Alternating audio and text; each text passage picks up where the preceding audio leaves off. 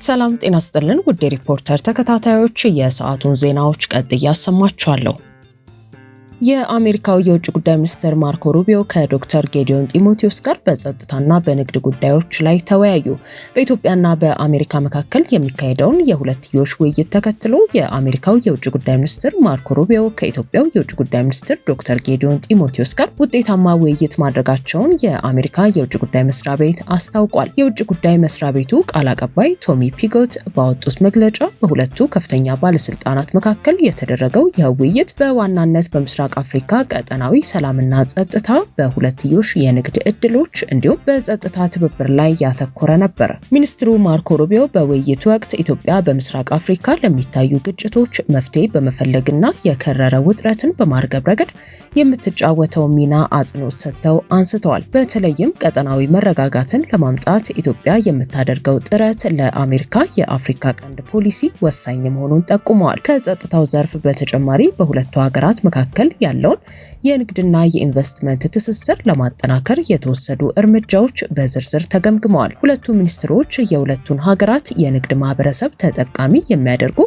አዳዲስ የንግድ እድሎችን ለማስፋፋትና የቆዩ የኢኮኖሚ ግንኙነቶችን ይበልጥ ለማሳደግ በሚቻልባቸው መንገዶች ላይ መግባባት ላይ ደርሰዋል። ይህ የሁለትዮሽ መዋቅራዊ ውይይት በአሜሪካና በኢትዮጵያ መካከል ያለውን ዲፕሎማሲያዊ ግንኙነት ወደ አዲስ ምዕራፍ ለማሸጋገር የታለመ ነው የተባለ ሲሆን በጸጥታ አጋርነት ረገድም በጋራ ለመስራት ዳግም ቃል መገባቱ ተገልጿል። የአሜሪካ መንግስት ከጥቂት ሳምንታት በፊትም ከኤርትራ መንግስት ባለስልጣናት ጋር መወያየቱና ለበርካታ 10 ዓመታት በሀገሪቱ ላይ ተጥሎ የቆየው ማዕቀብ የማንሳት ትልም መያዙን መግለጹ ይታወሳል። ይህም የትራምፕ አስተዳደር ለአፍሪካ ቀንድ የሰጠውን ትኩረት አመላካሽ ስለመሆኑ ተንታኞች እየገለጹ ነው። በትግራይ የተቃውሞ ድምጾችን ለማጥፋት ያለመ እንቅስቃሴ እየተካሄደ ነው ሲል ሳልሳይ ወያነ ፓርቲ ከሰሰ። በትግራይ ክልል የሚንቀሳቀሰው ተቃዋሚው ሳልሳይ ወያነ ትግራይ ፓርቲ በትግራይ ክልል በጉልበት ስልጣን የያዘው ህወሓት በቀጣዮቹ ቀናት የተቃውሞ ድምጾችን ማፈን ላይ ያነጣጠረ ዘመቻ ሊጀምር ነው ሲል ጠቅሷል። ፓርቲው ባወጣው መግለጫ የትግራይ ህዝብ ለስልጣን በሚታገልና ህጋዊነት በሌለው ኃይል ታግቶ እየተሰቃየ ይገኛል በማለት የወቀሰ ሲሆን ይህ ኃይል የስልጣን መዳረሻ መንገዶችን፣ ፖለቲካዊና ሞራላዊ እሴቶችን ወደ ጎን በማድረግ በህዝቡ ትከሻ ላይ ተቀምጦ እንደ ልቡ እያደረገ ነው ሲልም ነው የወቀሰው። እንደ ፓርቲው ገለጻ ህዝቡም ሆነ ዓለም አቀፉ ማህበረሰብ ያልተቀበለው እንዲሁም የትግራይ የፖለቲካ ኃይሎች የተቃወሙት ይህ የስልጣን ጉዞ ህጋዊነት በሌለው ምክር ቤት አማካኝነት ውሳኔዎችን ማሳለፍና ፕሬዝዳንት መምረጥን ጨምሮ ህገወጥ ተግባራቱን ቀጥሏል። ቀጣዩ የዚህ ኃይል እንቅስቃሴ በክልሉ ያሉ የተቃውሞ ድምጾችን ማጥፋት መሆኑን ተረድተናል ያለው መግለጫው ቀደም ሲልም ለተለየ ሐሳብና ለተቃዋሚዎች ምህዳሩን የዘጋው ህወሓት አሁን ደግሞ የትግራይን የፖለቲካ ምህዳር ሙሉ በሙሉ ለማጥበብ እየተንቀሳቀሰ ነው በማለት ገልጿል። ድርጅቱ የያዘው ይኸው ተግባር የትግራይን የጥፋት ጉዞ የሚያፋጥንና ክልሉን ለከፋ አደጋ የሚያጋልጥ መሆኑ ሊታወቅ ይገባል ሲልም አክሏል። በመጨረሻም ሳልሳይ ወያነ ፓርቲ የክልሉ ችግሮች መውጫ መንገድ በትግራይ ብሔራዊ ህልውናና ጥቅም ላይ በሚረባረቡ ኃይሎች እጅ መሆኑን እንደሚያምን ገልጾ የትግራይ ብሔርተኛ ኃይሎች ህዝቡንና ክልሉን ከተደቀነባቸው የጥፋት አደጋ ለመታደግ በጋራ እንዲቆሙ ጥሪ አቅርቧል። ይህ በእንዲህ እንዳለ የትግራይ ጊዜያዊ አስተዳደር ፕሬዝዳንት ሌተናል ጀነራል ታደሰ ወረደ ጽህፈት ቤት ፕሬስ ሴክሬታሪያት ኃላፊ የሆኑት ዶክተር ገብሩ ካሳይ ትላንት ምሽት ከመኖሪያ ቤታቸው በጸጥታ ኃይሎች መወሰዳቸውን ምንጮች ለሪፖርተር ገልጸዋል። የእስራቸው ምክንያትም ህወሓት የቀድሞ ምክር ቤት ወደ ስራ ከመለሰ በኋላ በፕሬዝዳንቱ ጽህፈት ቤት የማህበራዊ ትስስር ገጾች በተላለፈው የሌተናል ጀነራል ታደሰ ወረደ መልእክት ምክንያት ሊሆን እንደሚችልም ነግረውናል። ህወሓት የቀድሞውን መንግስትና ፕሬዝዳንት ወደ ስራ ከመለሰበት ካለፈው ሳምንት ወዲህ የጊዜያዊ አስተዳደሩ ፕሬዝዳንት ሌተናል ጀነራል ታደሰ ወረደ እጣ ፈንታ አልታወቀም። በትግራይ ክልል የሰብአዊ መብት ሁኔታ እጅግ አሳሳቢ ደረጃ ላይ ደርሷል ሲል ቅድሚያ ለሰብአዊ መብቶች ኢትዮጵያ አስታወቀ። የሰብአዊ መብትና የፖለቲካ ጉዳዮች በተናጠል ድርድር ሊደረግባቸው ይገባል ተብሏል። በትግራይ ክልል ከወቅታዊ የፖለቲካ ውጥረትና የኢኮኖሚ ሁኔታ ጋር ተያይዞ የሰብአዊ መብት ጥሰትና ስጋት በከፍተኛ ሁኔታ እየጨመረ መሆኑን ባለፉት ከ7 ዓመታት በላይ በሰብአዊ መብት ጥበቃ ላይ እየሰራ የሚገኘው ቅድሚያ ለሰብአዊ መብት ኢትዮጵያ የተባለው መንግስታዊ ያልሆነ ድርጅት አስታውቋል። በትግራይ ከጦርነቱ በኋላ የቀጠሉ የመብት ጥሰቶች ቢኖሩም በቅርብ ጊዜያት ውስጥ መባባሱን የገለጸው ድርጅቱ የክልል ምክር ቤት የሚባለው አካል ወደ ስራ ተመልሷል መባሉ የፕሪቶሪያ ስምምነትን በግልጽ ውድቅ እየተደረገ መሆኑን የሚያሳይ በመሆኑ ግጭት በጣም እየቀረበ መሆኑን ያመለክታል በማለት ገልጿል። የቅድሚያ ለሰብአዊ መብት ኢትዮጵያ ዳይሬክተር ተስፋለም በርሀ ለሪፖርተር እንደተናገሩት ከግጭት ምልክቶች ጋር ተያይዞ በግጭት ወቅት ሊከሰት የሚችል የሰብአዊ መብት ጥሰት ከወዲሁ ያሰጋል። በኢኮኖሚና ማህበራዊ ዘርፍም የጥሬ ገንዘብ እጥረት እንዲሁም የነዳጅ እጥረት ሰፊ ቀውስ እያደረሰ ነው ሲሉ ዳይሬክተሩ አሳስበዋል። የትግራይ ክልል ከጦርነቱ በፊት የነበረውን ምክር ቤት የሚሉትን ማለት ነው በጣም ቀዳሚ በሆነ የምርጫ የትግራይ ክልል ምርጫ በተካሄደው የነበረውን የተመረጠውን ምክር ቤት ተመልሷል ወደ ስራ። ይህ የሚያሳስበው ምንድነው የፕሪቶሪያ ስምምነት ፌል ያደረገ ወይም ደግሞ ውድቅ የሆነ እንደሆነ ነው የሚያሳየው ማለት ነው። ይህ አንድ ትልቁ ማሳያ ነውና ግጭቱ በጣም እየቀረበ ይሄደ እንደሆነ ነው ለኛ። ይሄ ደግሞ በጣም የሚያሳስበን ምንድነው ልክ በጦርነቱ ጊዜ እንደታየው የሰብአዊ መብት ጥሰት ከፍተኛ የሆነ እንዳይከሰት በጣም ፍራቻ አለን። አንዱ የታየው በዚህ ሳምንት 2 ሳምንት የታየው ነገር ይሄ ነው ማለት ነው። ሁለተኛው ደግሞ የሰብአዊ የኢኮኖሚ ቀውስ ሰብአዊ ቀውስ በተመለከተ ሁለት ዋና ትልልቅ ችግሮች አሉ። ለምሳሌ አንደኛ ካሽ የለም ገንዘብ ማለት ነው።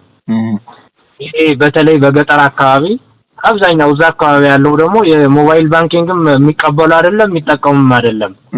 ስለዚህ በጣም ከፍተኛ የሆነ ችግር እየፈጠረ እንደሆነ ለምሳሌ በጥራጥሬ እህል ስኳርን እየቀየሩ ባርተሪንግ የድሮ አይነት አለ ገበያ አይነት ያደረጉ እንዳለ መረጃው አለ ማለት ነው።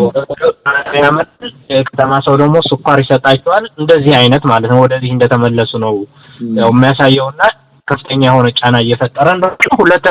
ሁለተኛው ደግሞ ከዚህ ጋር ተያይዞ የነዳጅ በተመለከተም ያው ከፌደራል የተላከም ስላልሆነ ከትራንስፖርት ጋር ተያይዞ ትራንስፖርት የለም ማለት ደግሞ የምግቦች ምናምን የተለያዩ መሰረታዊ የሆኑ ነገሮች መጓጓዝ አይችሉም ማለት ነው።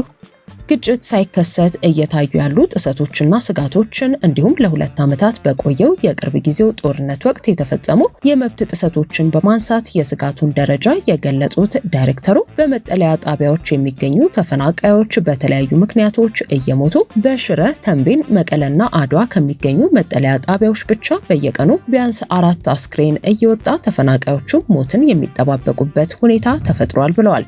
በክልሉ ለሚስተዋለው የሰብአዊ መብት ጥሰት መሰረታዊው ችግር ለተፈጸሙ ጥሰቶች ተጠያቂነት አለመኖር ነው ያለው ቅድሚያ ለሰብአዊ መብት ኢትዮጵያ በድርድር ደረጃ የሰብአዊ መብትና የፖለቲካ ጉዳዮች በተናጠል ሊታዩ ይገባል ብሏል።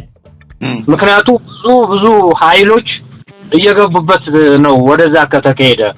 ስለዚህ በጣም ከፍተኛ የሆነ ስጋት አለን የሰብአዊ መብት ጥሰት ይፈጸማል ብለን ከፍተኛ የሆነ በሁሉም አቅጣጫ ማለት ነው። ትግራይም ውስጥ ብቻ አይደለም በኢትዮጵያ ውስጥ ከባድ ነገር ሊመጣ ይችላልና ይሄ ገና ያለ መንግስት ትኩረት ሰጥቶ ሁሉም ኃይሎች ትኩረት ሰጥተው ወደ ሰላም እንዲመጡ ነው አንዱ ጥሪያችንን እናስተላልፈው ማለት ነው።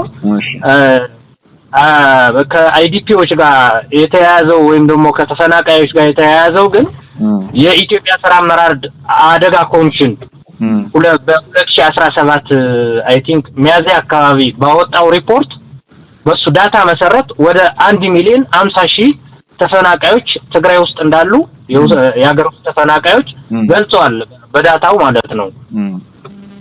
ስለዚህ እነዚህ ተፈናቃዮች አሁን ባለው ሁኔታ እርዳታም የለም በጣም ተገድበዋል።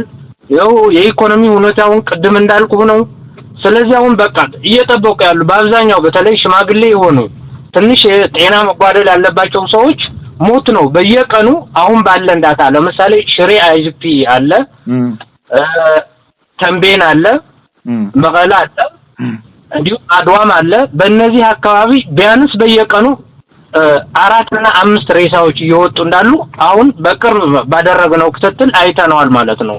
በረሃብ ሕክምናም በጣም ፌል አድርጓል። በእነዚህ ምክንያቶች በጣም ከፍተኛ የሆነ ቀውስ እየተፈጠረ እንደሆነ ነውና ጦርነቱ ከተፈጠረ ደግሞ በጣም እንደሚያሳስበን ነው አሁን ደግመን መግለጽ የምንፈልገው ማለት። ሰብአዊ መብት የሚባል ነገር በተለይ ደግሞ አይዲፒ ለምሳሌ የኛ ተለይቶ መታየት አለበት ነው ሁሌም አቋማችን።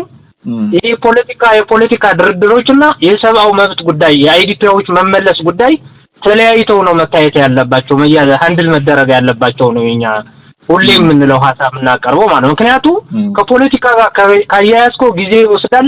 ፖለቲካ ለመደራደር ብዙ ነገር ያለው ነው። ሰብአዊ መብት ብቻ ተነጥሎ ለብቻው ከታየ ግን መፍትሄ ሊገኝለት ይችላልና የኢትዮጵያ መንግስት በትግራይ በኩል ያለው ኃይልም እነዚህ ተፈናቃዮች ፖለቲካ ያው ሽኩቻ ማዕከል ማድረግ ማቆም አለባቸው ነው መጀመሪያው። እሱን ካቆሙ መፍትሄ ሊመጣ ይችላል ነው እና ተጠያቂነትን መምጣት አለበት በሁሉም በኩል። ያው ትግራይ ውስጥ ሁሉም ነገር በፖለቲካ ብቻ እየታየ ነው። ስለ ፍትህና ስለ ህግ ለማውራትም በጣም እየከበደ ነው። ውድ ሪፖርተር ተከታታዮች የሰዓቱ ዜናዎቻችን እነዚህ ነበሩ። ስላደመጣችሁን ከልብ እናመሰግናለን። እችላለሁ በሚል መሪ ቃል የአደይና ዛሃራ የቁጠባ ሂሳቦችን በመክፈት ከ500 ብር ጀምሮ ስትቆጥቢ የተለያዩ የባንካችን የዲጂታል አማራጮችን በመጠቀም ግብይት ስትፈጽሚ የ25 BYD ሲገል መኪና ሽልማት እጩ የሚያደርጉሽ የዕጣ ቁጥሮች ይደርሱሻል።